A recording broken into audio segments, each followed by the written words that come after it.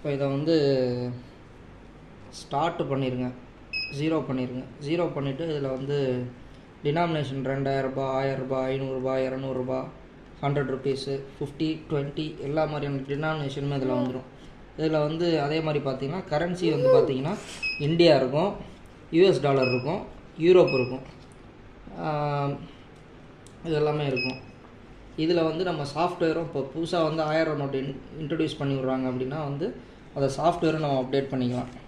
ஏன்னா அதை வச்சு தான் அது வந்து 1000 ரூபாய் 500 ரூபாய் நம்ம அது சொல்லும்.